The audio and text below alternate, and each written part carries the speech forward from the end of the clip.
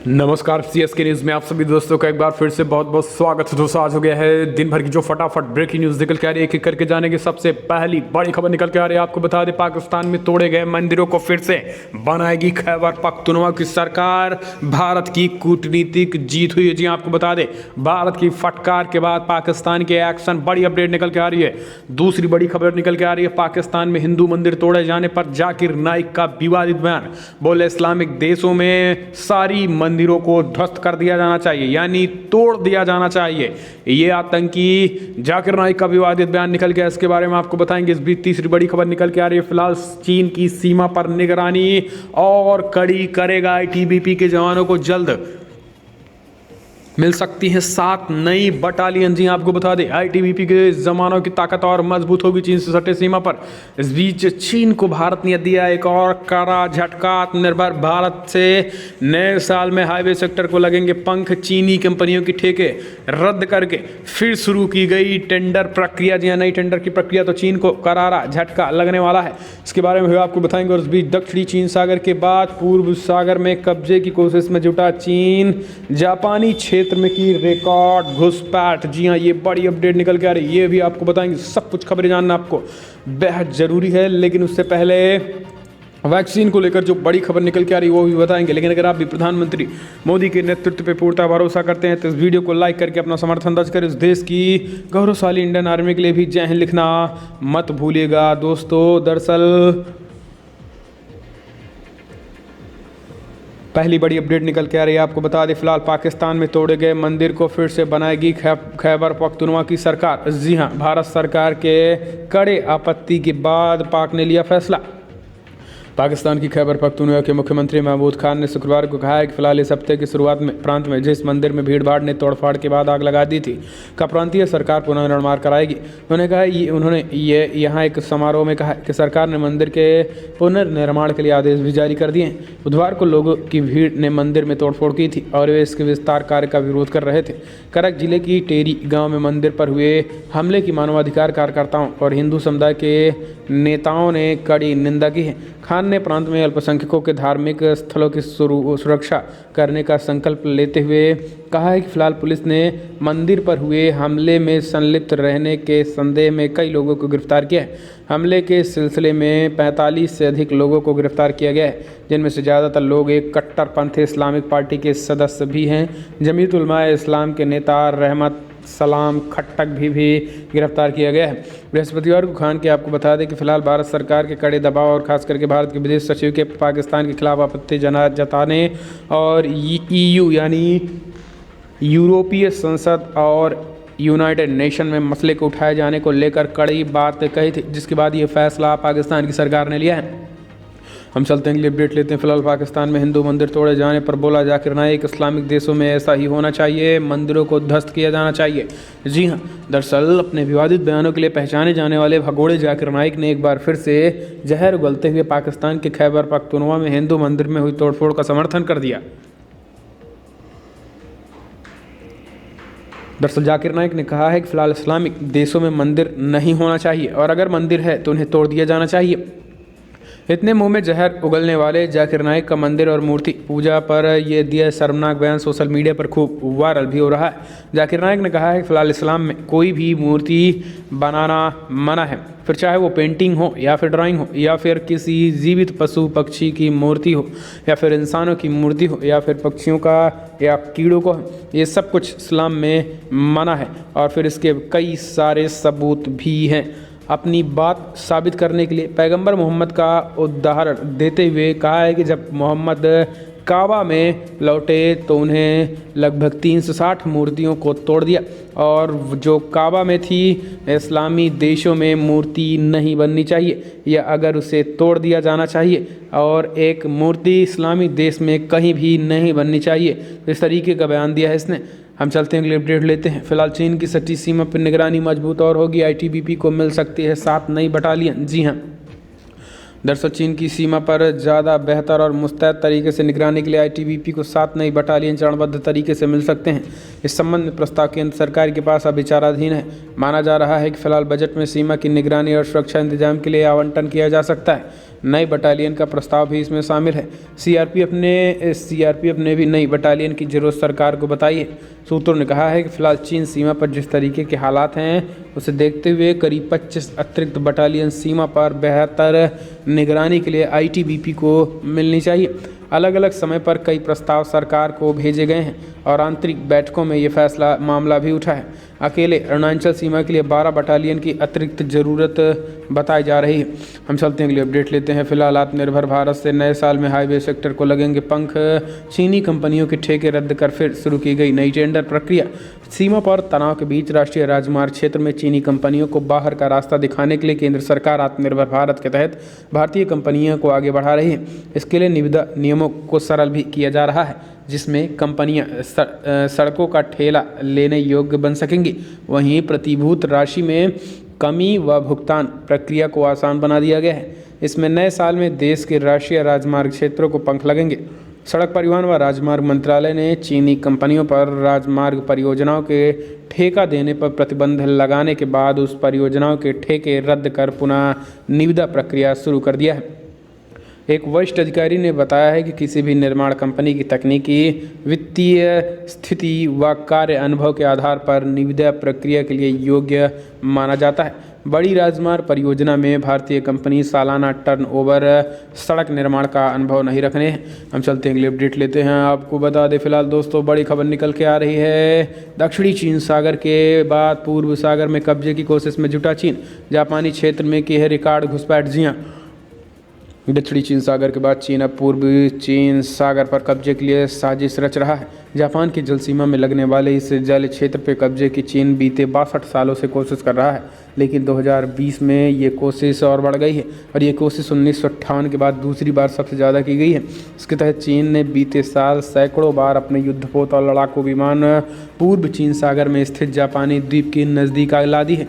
पूर्वी चीन सागर के जिस द्वीप को लेकर विवाद हुआ है उसे जापान में सेंकांगू द्वीप और चीन में डायोंगू द्वीप कहा जाता है। यह द्वीप जापान के प्रशासनिक अधिकार में है, जबकि चीन इस पर अपना दावा जताता है। सन 2013 में 2018 के बीच प्रति वर्ष औसतन 720 बार चीन के तटरक्षक पोत जापानी जसलीमा में गए, जबकि 2020 में 1157 बार गए हैं। तो दोस्तों लगातार चीन टकराहट की सिचुएशन कर रहा है। हम चलते हैं अगली अपडेट लेते हैं। आपको बता दें ब्रिटेन कोरोना वायरस की रफ्तार हुई बेकाबू। एक दिन में 57,000 नए केस, अब तक 74,000 की मौत हो चुकी है। जी हाँ, ब्रिटेन में बीते 24 घंटे में कोरोना वायरस संक्रमण के 57,000 नए मामले सामने आने में हड़कंप मच गया है। क्रिसमस से पहले यहाँ मिला नया कोरोना स्ट्रेन कई देशों तक पहुँच गया है।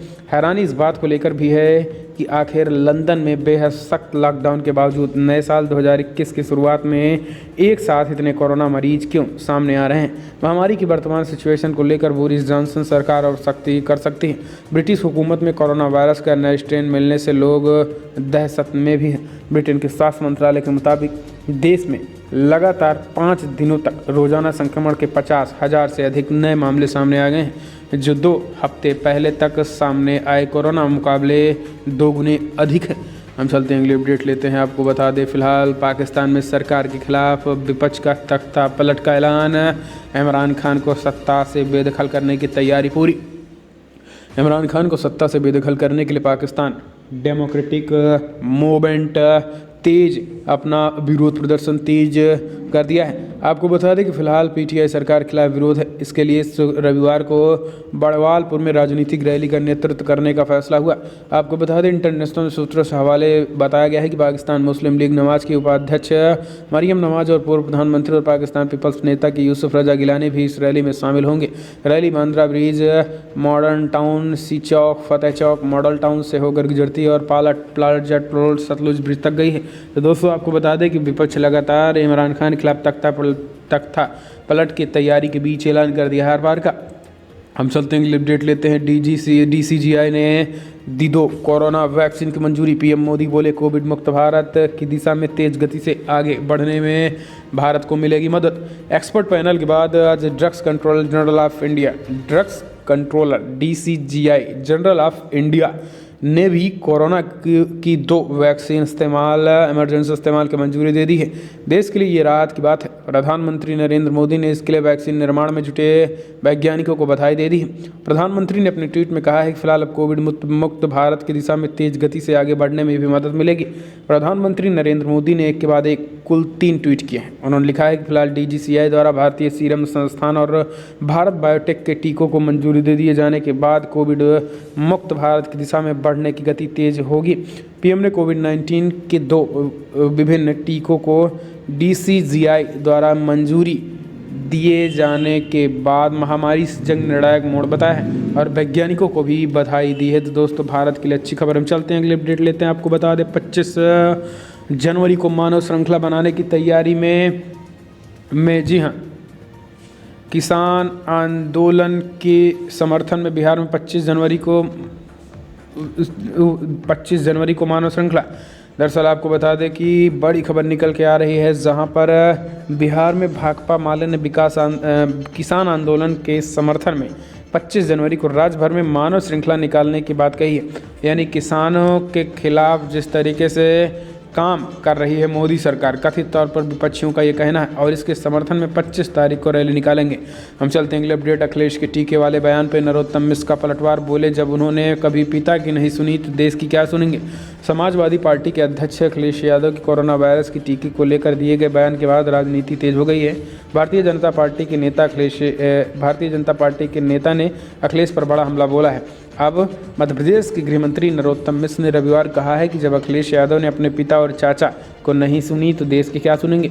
मध्य प्रदेश के गृह मंत्री से जब पूछा गया कि अखिलेश यादव की वैक्सीन नहीं लगवाएंगे तो उन्होंने ये करारा जवाब दिया। दरअसल अखिलेश ने इस वैक्सीन को भाजपा की वैक्सीन बता दी थी। यानी इस देश के वैज्ञानिकों, इस देश के डॉक्टरों का उन्होंने अनादर करते हुए वैक्सीन न लगवाने की बात कही थी। तो इस तरीके के लोग भी। हम चलते हैं अगले अपडेट लेते हैं। आपको बता दें फिलहाल क्या कोरोना टीकाकरण के लिए लॉन्च की गई है कोविन ऐप। जी हाँ, आपको बता दें कि डाउनलोड कर सकते हैं और रजिस्टर्ड भी। दरअसल कोविशील्ड और कोवैक्सीन दोनों को drugs controller general of India ने DCGI के आपातकालीन इस्तेमाल की मंजूरी भी मिल गई है। अब टीकाकरण अभियान की सिर्फ घोषणा बाकी है। सीरम इंस्टीट्यूट ऑफ इंडिया और भारत बायोटेक दोनों पहले चरण के लिए आवश्यक खुराक की आपूर्ति करने के लिए भी तैयार हैं। पहले चरण में फ्रंटलाइन कोरोना वॉरियर्स को टीके लगाए जाएंगे। इसका खर्च केंद्र सरकार वहन करेगी। टीकाकरण प्रक्रिया के लिए केंद्र की तरफ से एक ऐप लॉन्च कर दिया गया है जिसका नाम कोविन और कोवैक्सीन भी रखा गया है। और इसी को देखते हुए ये बड़ी खबर निकल के आ रही। हम चलते हैं ये अपडेट लेते हैं। बिहार पंचायत 2021 मतदाता सूची में संशोधन के लिए आयोग ने 1 फरवरी तक मांगे हैं आवेदन। जी हाँ, दरअसल बिहार पंचायत आम चुनाव 2021 को लेकर प्रारूप प्रकाशन के दौरान मतदाता सूची में संशोधन की कार्रवाई की जाएगी। राज्य निर्वाचन आयोग के अनुसार मतदाता का प्रारूप प्रकाशन पंचायत, प्रखंड व जिला स्तर पर किया जाएगा। 19 जनवरी 21 से 1 फरवरी 21 तक पंचायत मतदाता सूची में संशोधन संबंधी दावा एवं आपत्तियां प्रखंड विकास प्राधिकरण के माध्यम से या आयोग की वेबसाइट पर ऑनलाइन दी जा सकेंगी। 1 फरवरी 21 के बाद दावा एवं आपत्ति किसी भी स्तर पर प्राप्त नहीं की जाएंगी। हम चलते हैं अगले अपडेट लेते हैं। फिलहाल बड़ी खबर निकल के आ रही है दोस्तों। आपको बता दें गिनीज बुक में दर्ज होगा राम मंदिर का निधि संग्रहण अभियान। इतने दिन तक चलेंगे मुहिम। जी हाँ, रामलला के भव्य मंदिर निर्माण के लिए निधि संग्रहण अभियान को Guinness book of world record में दर्ज कराने की तैयारी भी है। अखिल भारतीय संत समिति का कहना है कि फिलहाल 43 दिनों में विश्व हिंदू परिषद और साधु संतों देश भर में 11 करोड़ परिवारों से धन संग्रहण के लिए संपर्क भी करेंगे। अखिल भारतीय संत समिति के राष्ट्रीय महामंत्री स्वामी जितेंद्रानंद सरस्वती ने बताया है कि अयोध्या में राम मंदिर सरकारी पैसे के बजाय दान के पैसे से बनेगा।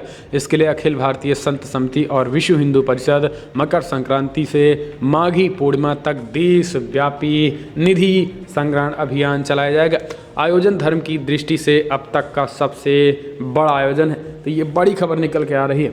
हम चलते हैं अगले अपडेट लेते हैं। आपको बता दें फिलहाल यूपी पंचायत चुनाव। यूपी में 15 से 30 मार्च के बीच होंगे पंचायत चुनाव। 15 फरवरी तक नोटिफिकेशन भी। जी हाँ, दरअसल त्रिस्तरीय पंचायत चुनाव की तैयारी जोरों पर है। सरकार चुनावी तैयारियों को अंजाम देने में लग गई है। इस बीच बड़ी खबर निकल के आ रही है कि पंचायती राज्य मंत्री भूपेंद्र सिंह चौधरी ने न्यूज़ 18 से बातचीत में कहा है कि फिलहाल 15 फरवरी तक नोटिफिकेशन आ जाएगा। 15 मार्च से 30 मार्च के बीच त्रिस्तरीय पंचायत चुनाव संपन्न होगा। उन्होंने कहा है कि ग्राम सभाओं के पुनर्गठन का कार्य पूरा हो चुका है। वार्डों का परिसीमन भी जारी है। 4 जिले मुरादाबाद, गोंडा, संभल और गौतम बुद्ध नगर का पूर्ण परिसीमन भी हो रहा है और बाकी जिलों का आंशिक परिसीमन कार्य भी जारी जारी है। ये बड़ी खबर निकल के आ रही। पंचायती राज्य मंत्री ने कहा है कि 14 जनवरी तक परिसीमन का कार्य पूरा हो जाएगा। इसके बाद आरक्षण का काम पूरा किया जाएगा। गौरतलब है कि अब तक ग्राम पंचायत सीटों पर आरक्षण निर्धारण जनपद मुख्यालय स्तर पर होता है। हम चलते हैं, अगली अपडेट लेते हैं। फिलहाल शिवराज कैबिनेट का विस्तार, तुलसी सिलावट गोविंद सिंह बने मंत्री, दोनों विधायक सिंधिया समर्थक। जी हाँ, दरअसल शिवराज कैबिनेट के विस्तार पर लग रही अटकलों पर विराम लग गया है। ज्योतिरादित्य सिंधिया समर्थक तुलसी सिलावट और गोविंद सिंह राजपूत ने शिवराज कैबिनेट में मंत्री पद की शपथ ली है। राज्यपाल आनंदीबेन पटेल ने उन्हें शपथ भी दिलाई है। मंत्रिमंडल के इस तीसरे विस्तार में तुलसीराम सिलावट एवं गोविंद सिंह राजपूत को फिर से मंत्री बनाया गया है। ये दोनों चौहान के मंत्रिमंडल में पहले भी कैबिनेट मंत्री रह चुके हैं। ये बड़ी खबर निकल के आ रही है। हम चलते हैं, अगली अपडेट लेते हैं। आपको बता दें, फिलहाल रांची के किसानों ने पटना में मंडी से 1.5 गुना अधिक दाम पर बेची गोभी। रविशंकर प्रसाद ने बताया नए कृषि कानूनों का असर। जी हाँ, दरअसल आपको बता दें, नए कृषि कानूनों को लेकर किसान संगठनों और सरकारों के बीच अभी तक कोई सहमति नहीं बन पाई है, लेकिन भाजपा लगातार किसानों के इन कानूनों के फायदे गिनाने में लगे हैं। इस बीच केंद्रीय मंत्री रविशंकर प्रसाद ने जानकारी दी है कि रांची के किसानों ने पटना में मंडी से 1.5 गुना अधिक दाम पर गोभियां बेची हुई हैं। तो ये जानकारी दी है उन्होंने। हम चलते हैं, अपडेट लेते हैं। आपको बता दें दोस्तों, फिलहाल बड़ी खबर निकल के आ रही है। 1 जनवरी को भारत में सबसे ज़्यादा बच्चों का जन्म, चीन को भी छोड़ा पीछे। जी हाँ, दरअसल आपको बता दें, भारत जनसंख्या विस्फोट के मामले में काफ़ी तेज़ी से आगे निकलता जा रहा है। भारत का पड़ोसी देश चीन भले ही जनसंख्या के मामले में पहले पायदान पर हो, लेकिन एक खास मामले में भारत ने नए साल के मौके पर चीन को पीछे छोड़ रिकॉर्ड बना दिया। बताया जा रहा है कि 1 जनवरी को भारत में 60,000 के करीब बच्चों ने जन्म लिया है। वहीं चीन इस आंकड़े से काफ़ी पीछे है। दरअसल यूनिसेफ के आंकड़ों के अनुसार इस साल की शुरुआत पर 1 जनवरी के दिन भारत में कुल 59,995 यानी 60,000 बच्चों का जन्म हुआ है। वहीं चीन में इस दिन मात्र 35,000 बच्चों ने जन्म लिया है। इस तरीके से नए साल के मौके पर बच्चों के जन्म के मामले में भारत दुनिया भर में पहले स्थान पर रहा है। दुनिया भर में 3 लाख से ज़्यादा बच्चे इस 1 जनवरी को पैदा हुए हैं। सबसे ज़्यादा भारत में 60,000 के करीब बच्चे पैदा हुए हैं। हम चलते हैं, अगले अपडेट लेते हैं। आपको बता दें, फिलहाल शिवसेना और में टकरार, महाविकास अघाड़ी में मतभेद। शिवसेना ने किया औरंगाबाद का नाम बदलने की शुरुआत, तो कांग्रेस बोली हम करेंगे इसका विरोध। महाराष्ट्र में बीजेपी के विरोध के नाम पर बनी महाविकास अघाड़ी के भीतर अब मतभेद के स्वर उठने लगे हैं। शिवसेना की ओर से महाराष्ट्र के शहर औरंगाबाद के नाम बदलकर संभाजी नगर करने की मांग करने पर कांग्रेस ने आपत्ति जताई है। कांग्रेस ने शिवसेना को नसीहत दे दी है कि वो कॉमन मिनिमम प्रोग्राम के आधार पर सरकार के सारे फैसले करे और जो भी निर्णय है वो सभी दलों की सहमति से होगा। दरअसल शिवसेना लंबे वक्त से औरंगाबाद का नाम बदलकर संभाजी नगर करने की मांग करती रही है और ये मांग उस वक्त भी की गई थी जब शिवसेना बीजेपी के साथ गठबंधन सरकार का हिस्सा थी। कुछ महीनों पहले महाराष्ट्र सरकार के प्रशासन ने उद्धव सरकार को इस संबंध में एक औपचारिक प्रस्ताव भेजा था। उद्धव के नेतृत्व वाली इस सरकार में कांग्रेस सहयोगी दल के रूप में शामिल है। कांग्रेस ने इसी प्रस्ताव पर आपत्ति जताते हुए कहा है कि फिलहाल न सिर्फ नाम बदल देने भर से औरंगाबाद का विकास होगा, तो इस तरीके से उन्होंने बड़ा हमला, तो आपस में ही टकराट की सिचुएशन। तो दोस्तों फिलहाल बड़ी खबर इतना है, लेकिन अगर आपको वीडियो पसंद आए तो लाइक करें, शेयर करें, कमेंट के माध्यम से आप अपनी राय देना ना भूलें। इस वीडियो में इतना ही। जय हिंद, वंदे मातरम।